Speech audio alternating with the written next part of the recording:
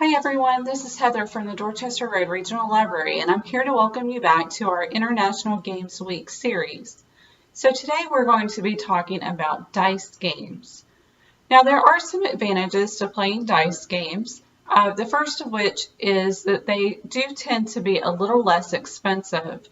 Tabletop games can get kind of pricey, running from up to $40 and $50 or more, whereas most dice games that you find, you'll be able to find for $20 or less. Another good thing about a dice game as opposed to a different tabletop game is that they do tend to be easier to learn. They have fewer rules and they aren't quite as complicated. So it will be more fun to pick it up and begin playing it. They're also faster to play. They tend to take maybe 15 to 30 minutes. So if you don't have quite as long to dedicate to a longer tabletop game, a dice game may be the way to go. They are also easier to take with you on a trip. So if you know that you're going on vacation, you want to take some games with you, these don't take up as much space maybe as a traditional tabletop game would take up. So that might be another advantage to you to buy a dice game. So let's talk about a few dice games. I have a few suggestions for you today, and let's see what you think. So the first dice game that we have today that I would like to talk about is Farkle. Farkle is published by Patch. It plays 2 or more players. Typically the age range on this is 8 to up. You may be able to go a little younger, depending on your children's experience with games. It takes about 30 minutes to play it, and this game will tend to run you $7 to $10. So not as nearly as expensive as some of the higher end tabletop games. This game is really similar to Yahtzee. It's a little bit more complex in its gameplay. So if you like Yahtzee, but you want a little bit more of a challenge, try out Farkle. It has several dice that you roll. You get a few rolls, and the first person to 10,000 points wins. So if you're a fan of Yahtzee, try Farkle. All right, our second suggestion for you today is Quingo. Quingo is published by Gamewright. It plays 2 to 5 players. Usually the suggested age range is 8 and up. It's a really fast game to play. It takes about 15 minutes, and this game will cost about $8 to $10 or so.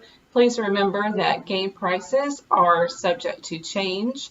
This is just an approximation, so you have an idea. So the idea behind Quingo is that you have several columns.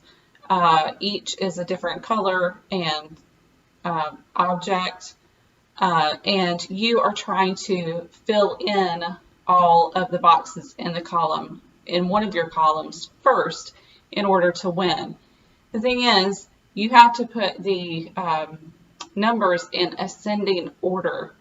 So you really have to be strategic about how you're playing, and you have to be really conscious of how your opponents are playing also, so that you can beat them to filling up a column and winning the game.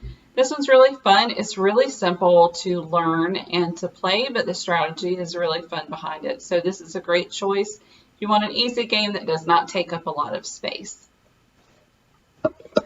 Our third suggestion for you today is called Dodge Dice. This is also by Gamewright. It plays 2 to 6 players. It plays ages 8 and up. The time play on this one is also only about 15 minutes, and this game will run you about $10 or so. Now, the point of this game, the objective, is that you are trying to win by having the fewest number of points. So you're only playing to about 100 points. Once someone gets to 100 points, the game then ends. This can happen just within 2 or 3 minutes, or it might take up to 15 or so. It's really fun. It's super easy to learn, but a really just kind of a good, fun, simple game to play. All right, the next game that we have is called Bang the Dice Game. This is a really great dice game. It does have a little bit more complexity to it than most other dice games. Basically, you have sheriffs, you have deputies, outlaws, and renegades. And each of them, depending on which character you are, has a different goal in order to win the game. This one is really fun. It is by DV Giocchi. It is an Italian company. It plays 3 to 8 players, ages 8 and up. It takes about 15 minutes to 30 minutes to play it, and you can find this game for about $15. I will tell you that this one does involve bullets, shooting, and arrows. So if for some reason you have a problem with bullets or arrows and don't want your kids to play this one, this may not be the game for you. But if you're okay with that, this one is a really fun game. A little bit more complicated in that you don't know who's who at the table except for the sheriff. The sheriff does make themselves known at the beginning, but other than that, you don't know who the other characters are. So that does add quite a bit of complexity to the game because you need to know who they are in order to try to meet your objective. So super fun game. Highly recommend this one. Our last game today is called Dice Capades. This one is a little bit bigger in size. Will take a little bit more storage space. It is published by Haywire Group. It will play 2 to 6 players, ages 12 and up. It takes about 30 minutes to play it, and it costs about $15 to $20 or so. Now this one is really fun. It has all different kinds of dice in it, and you do all kinds of things. You have 3 different categories that you're playing. You play through each of the categories twice, working your way around the game board to try to get to the middle to win. So you have Action Land in blue, Thinking Town in yellow, and you have Triviaville in red. So sometimes you are stacking dice, sometimes you are trying to have the highest number, sometimes you're trying to write words or sentences, and sometimes you're just answering trivia questions. So it really is very versatile, kind of all in one.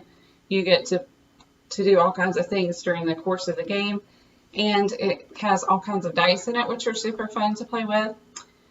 This one is just a really fun game. If you want something that's kind of a mix of dice and maybe some other fun games, this is a good choice for you.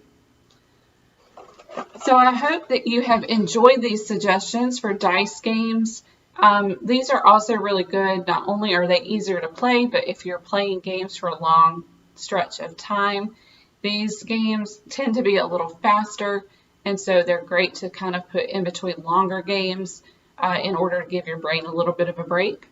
I hope you've enjoyed these suggestions. Please let us know what you think, and we hope you will join us again for another session of International Game Week suggestions.